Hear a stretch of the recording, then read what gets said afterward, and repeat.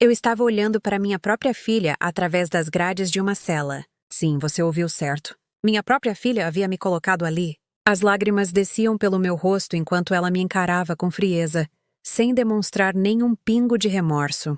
Você assinou os papéis, mãe. Agora aguenta as consequências. Como uma mãe pode chegar a este ponto? Como eu, que dediquei toda a minha vida para criar essa menina, acabei sendo traída da forma mais cruel possível. A resposta está nos documentos que assinei sem ler completamente. Documentos que ela me apresentou com um sorriso doce no rosto, dizendo que era apenas uma formalidade para o negócio da família. Mas não era uma formalidade. Era minha sentença de morte financeira e emocional. 3 milhões de reais. Esse era o valor da dívida que agora estava em meu nome. Dinheiro que nunca vi, que nunca peguei, que nunca gastei. E ela sabia disso o tempo todo. Mas antes de continuar, confira se você já está inscrito no canal e escreva nos comentários de onde você está assistindo este vídeo. Adoramos saber até onde nossas histórias estão chegando. E acredite, você vai precisar de todo o suporte emocional possível para acompanhar o que vem pela frente. Meu nome é Helena, tenho 58 anos e moro em Campinas, São Paulo. Sou viúva há 10 anos, desde que meu marido Roberto morreu em um acidente de carro. Trabalho como costureira há mais de 30 anos, numa pequena oficina que herdei da minha mãe. Não é muito, mas sempre consegui sustentar minha casa e criar minha única filha, Mariana. Sempre fui uma mãe presente, daquelas que abria mão de tudo pelos filhos. Quando Roberto morreu, Mariana tinha apenas 17 anos. Foi um período muito difícil para nós duas. Eu trabalhava de madrugada para conseguir pagar a faculdade dela de administração, além de todas as contas da casa.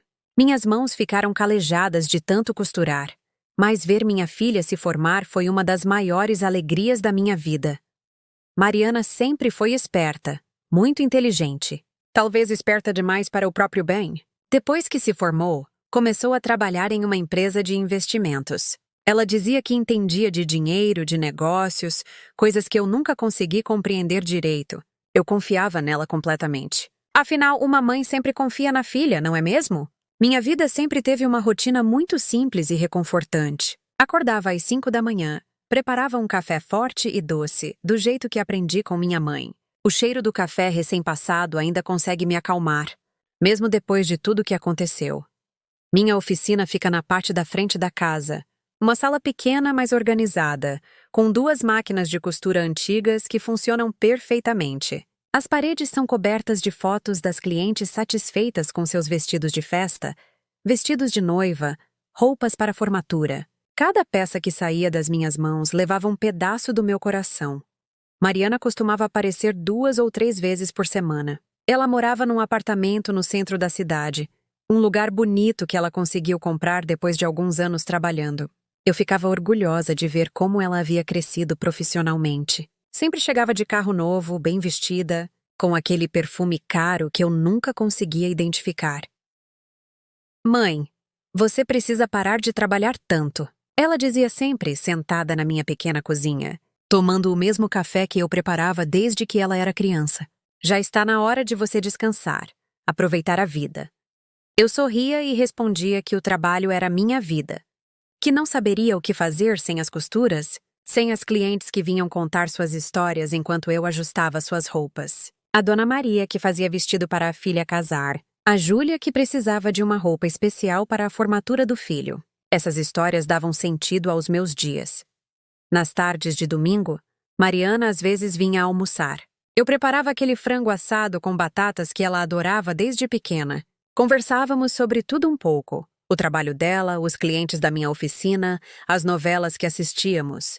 Eram momentos simples, mas que eu guardava no coração como tesouros. Ela sempre demonstrava interesse pelos meus negócios, como brincava.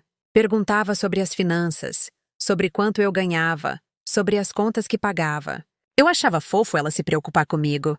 Mãe, você tem que pensar no futuro, na aposentadoria, dizia com aquele jeito carinhoso dela.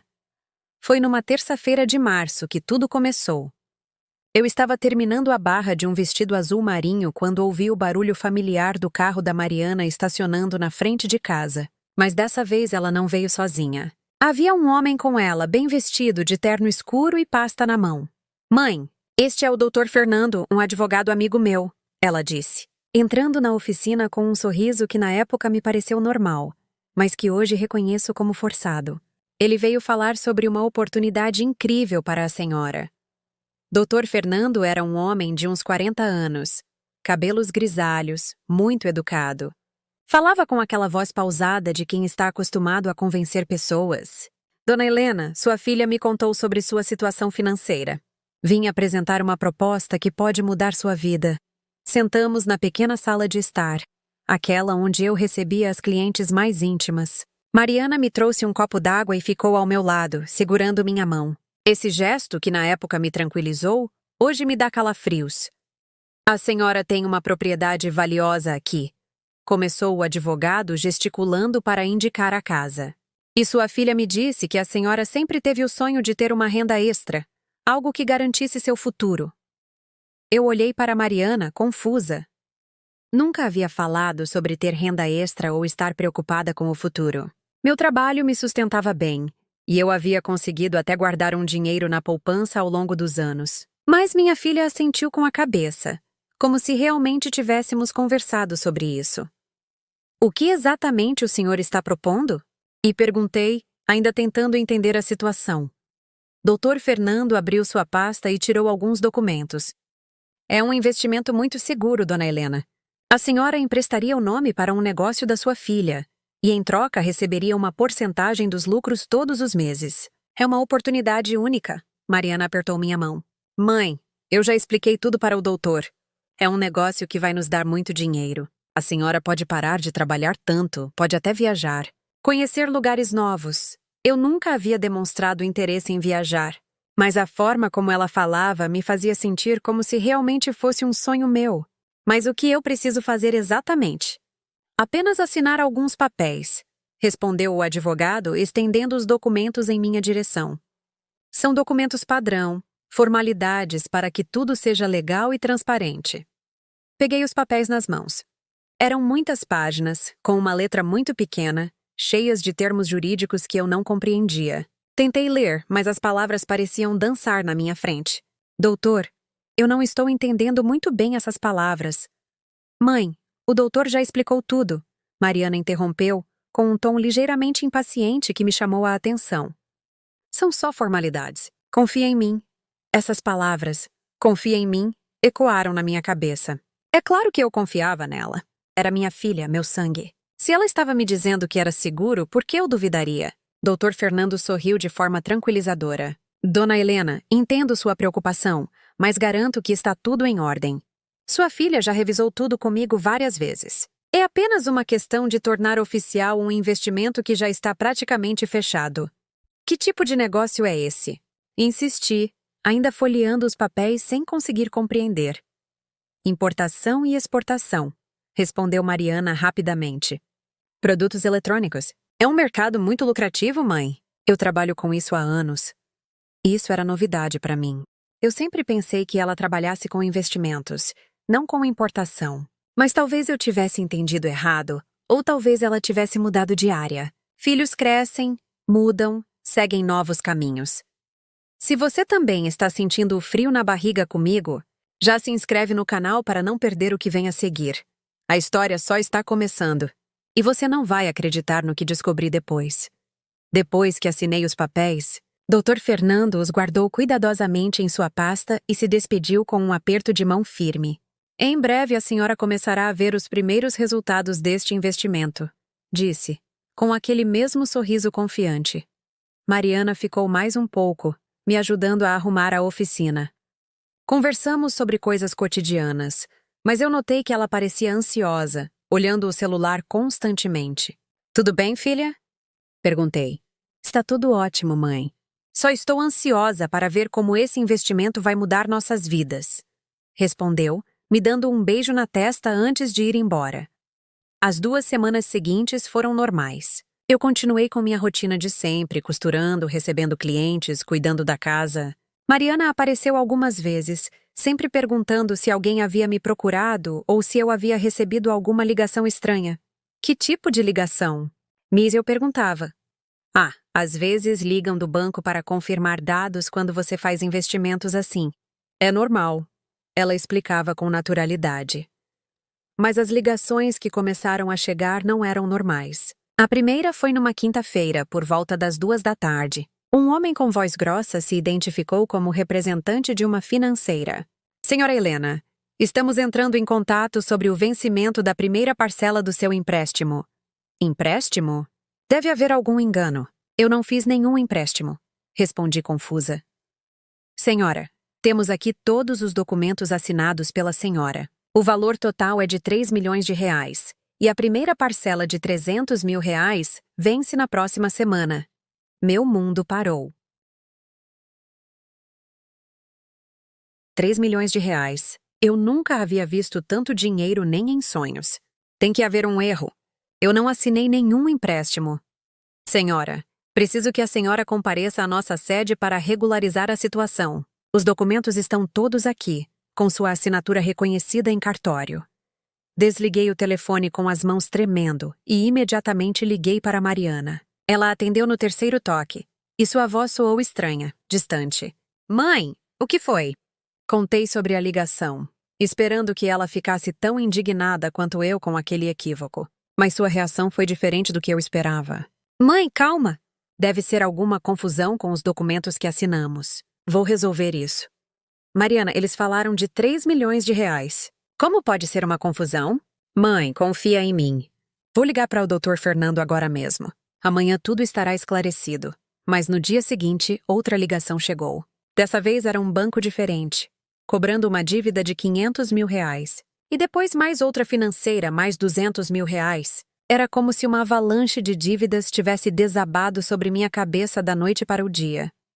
Cada vez que eu ligava para Mariana, ela me pedia para ter calma, dizia que estava resolvendo, que era tudo um mal-entendido. Mas sua voz ficava cada vez mais fria, mais distante, e ela parou de aparecer em casa. Foi a dona Conceição, minha vizinha de mais de 20 anos, quem me alertou para algo que eu deveria ter percebido muito antes. Ela apareceu na minha porta numa manhã de sábado, com uma expressão preocupada no rosto. Helena, você sabe que eu não gosto de me meter na vida dos outros. Mas preciso te contar uma coisa, disse ela, olhando ao redor como se tivesse medo de ser ouvida. Sentamos na minha cozinha, e ela me contou que havia visto Mariana na cidade várias vezes nas últimas semanas, sempre acompanhada do tal Dr. Fernando e de outros homens que ela não conhecia. Eles estavam entrando num prédio comercial no centro, aquele onde ficam as empresas grandes.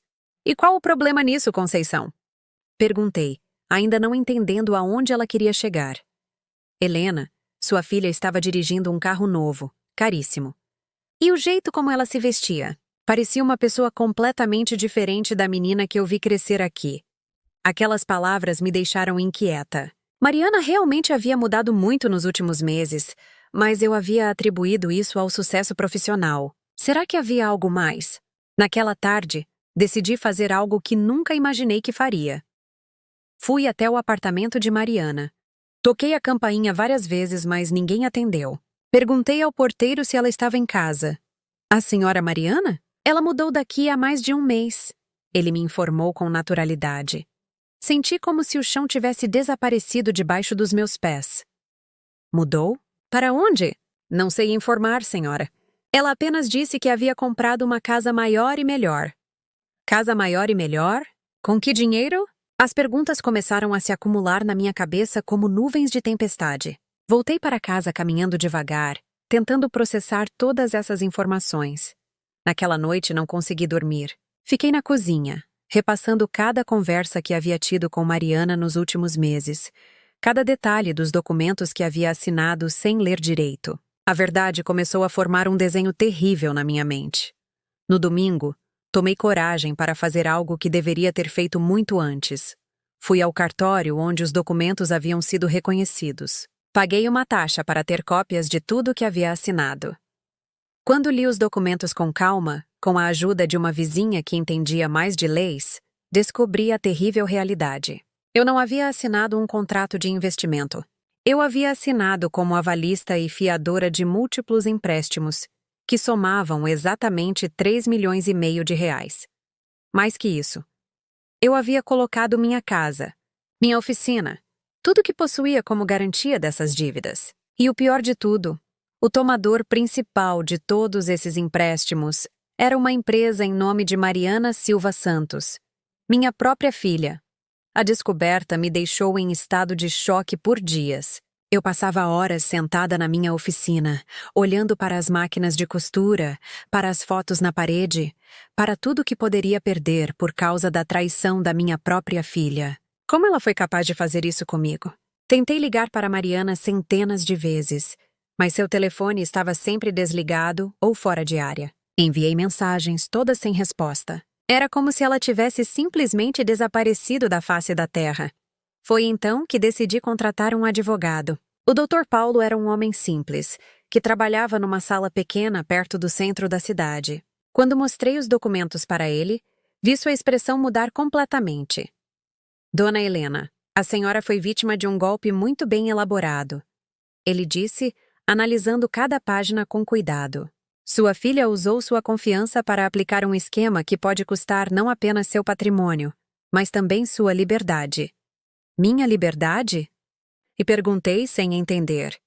A senhora assinou como avalista, mas também como sócia de algumas dessas empresas. Se elas estiverem envolvidas em atividades ilícitas, a senhora pode ser considerada cúmplice. Senti como se o mundo estivesse desabando ao meu redor. Não apenas havia perdido minha filha e meu dinheiro, mas também poderia ir para a prisão por causa de crimes que nem sabia que havia cometido. Dr. Paulo começou uma investigação sobre as empresas que aparecem nos documentos. O que ele descobriu me deixou ainda mais chocada. Mariana havia criado uma verdadeira rede de empresas fantasma, todas supostamente do ramo de importação e exportação, mas que na verdade eram apenas veículos para lavar dinheiro de origem duvidosa. Dona Helena, o esquema da sua filha é muito mais complexo do que imaginávamos. Ela não apenas aplicou golpes em bancos e financeiras. Há evidências de que ela esteja lavando dinheiro do tráfico de drogas. Dr. Paulo me revelou numa tarde que jamais esquecerei. Eu senti como se estivesse vivendo um pesadelo. A menina que eu havia criado com tanto amor, para quem havia dado tudo o que tinha, havia se transformado em uma criminosa. E pior, havia me usado como peça principal em seus crimes. As cobranças se intensificaram. Todos os dias, chegavam cartas de cobrança, ligações ameaçadoras, pessoas batendo na minha porta. Eu não conseguia mais trabalhar direito. Minhas mãos tremiam tanto que não conseguia costurar. As clientes começaram a notar meu estado e algumas pararam de me procurar. Foi numa sexta-feira que recebi a visita que mudaria tudo definitivamente. 2 homens de terno bateram na minha porta. Eram da Polícia Federal. Senhora Helena, precisamos conversar com a senhora sobre suas empresas. Minhas empresas? E perguntei, confusa. A senhora é sócia de 5 empresas que estão sob investigação por lavagem de dinheiro e formação de quadrilha, explicou um dos agentes mostrando seus documentos. Eu não era sócia de empresa nenhuma. Eu era uma costureira simples, que mal sabia como funcionava um computador. Mas os papéis que Mariana me fez assinar me colocavam como sócia principal de todas essas empresas criminosas. Onde está a Mariana Santos Silva? Perguntou o outro agente. Eu não sei. Ela é minha filha, mas faz semanas que não consigo falar com ela. Respondi com lágrimas nos olhos. Os agentes se entreolharam. Senhora, temos um mandado de busca e apreensão para esta residência. Precisamos vasculhar tudo em busca de documentos e evidências. E se você chegou até aqui, é porque está tão envolvido quanto eu estava naquele momento terrível. Então aproveita e se inscreve agora no canal para acompanhar cada reviravolta até o fim, porque o que vem a seguir vai te chocar ainda mais do que tudo que você já ouviu. A busca e apreensão na minha casa durou o dia inteiro. Os agentes reviram cada gaveta, cada armário, cada canto da minha pequena propriedade. Levaram meu computador, meus documentos, até mesmo algumas fotos de família que poderiam conter informações relevantes. No final do dia, eles me informaram que eu deveria acompanhá-los à delegacia para prestar depoimento. Senhora Helena, a senhora não está sendo presa, mas precisa esclarecer sua participação nesse esquema. Na delegacia, passei horas respondendo perguntas que eu não sabia responder. Como funcionavam as empresas? Que tipo de mercadoria elas importavam? Quem eram os parceiros comerciais? Para cada pergunta, eu só tinha uma resposta. Eu não sei de nada disso. Foi durante esse depoimento que finalmente descobri onde Mariana estava. Um dos investigadores me mostrou uma foto tirada de uma câmera de segurança. Era ela, entrando num hotel de luxo em Miami, acompanhada de um homem que eu não reconheci. Sua filha deixou o país há 2 semanas, Dona Helena. Acreditamos que ela levou todo o dinheiro obtido com os golpes, explicou o delegado. 2 semanas. Enquanto eu estava desesperada tentando contatá-la, achando que algo tinha acontecido com ela, ela já estava fora do país, aproveitando o dinheiro que roubou usando meu nome. Me liberaram naquela noite, mas com uma série de medidas cautelares. Eu não poderia sair da cidade. Deveria me apresentar na delegacia uma vez por semana, e minha conta bancária foi bloqueada. Voltei para casa caminhando devagar pelas ruas desertas, sentindo como se fosse uma estranha na minha própria vida. Nos dias seguintes, a situação só piorou. Os jornais locais começaram a noticiar o caso, me chamando de a costureira que lavava dinheiro do tráfico. Meus vizinhos me olhavam com desconfiança. Algumas clientes antigas cruzavam a rua para não ter que me cumprimentar.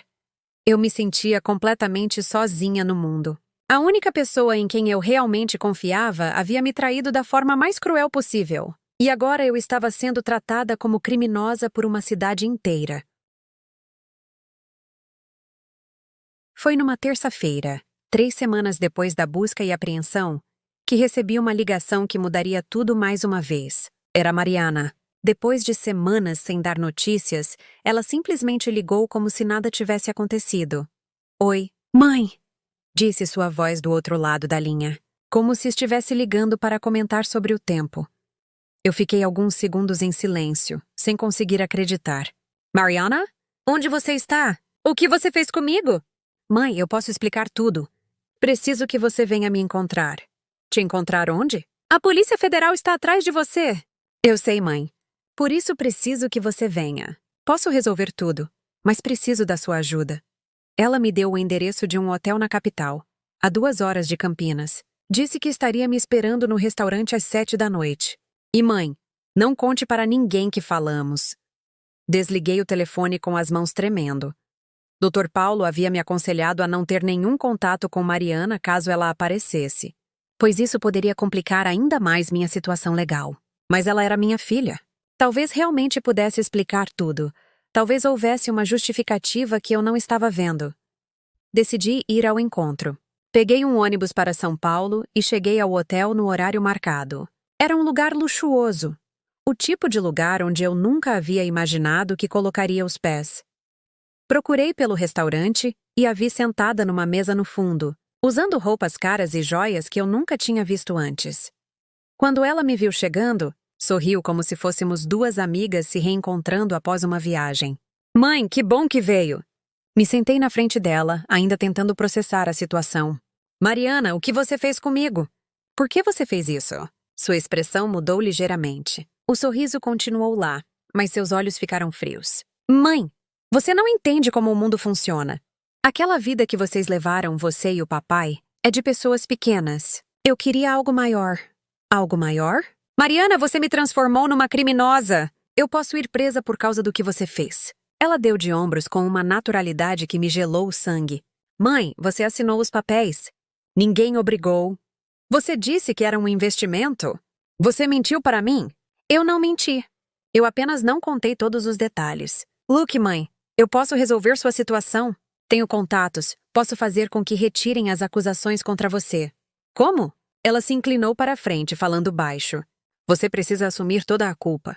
Dizer que foi você quem criou as empresas, que eu era apenas uma funcionária. Em troca, eu garanto que você não passará mais de 2 anos na prisão. E quando sair, terá dinheiro suficiente para viver bem pelo resto da vida. Não conseguia acreditar no que estava ouvindo. Minha própria filha estava me pedindo para assumir seus crimes em troca de dinheiro. Mariana, você enlouqueceu? Mãe, seja realista. De qualquer forma, você vai ser condenada. Os documentos estão em seu nome. Pelo menos assim você ganha algo com isso. Levantei da mesa com o coração partido. Eu prefiro ir presa sendo inocente do que assumir crimes que não cometi. Ela segurou meu braço. Mãe, pense bem. Você já perdeu tudo mesmo. Sua reputação, sua casa, seus clientes. Pelo menos assim você ganha algo. Olhei para aquela mulher sentada à minha frente. Fisicamente, ela ainda era minha filha, mas por dentro, havia se transformado num monstro que eu não reconhecia. Você deixou de ser minha filha no momento em que decidiu me usar dessa forma. Saí do restaurante sem olhar para trás. Ouvi ela me chamando, mas não parei. Na rua, liguei para Dr. Paulo e contei sobre o encontro. Ele ficou horrorizado com a proposta que ela havia feito.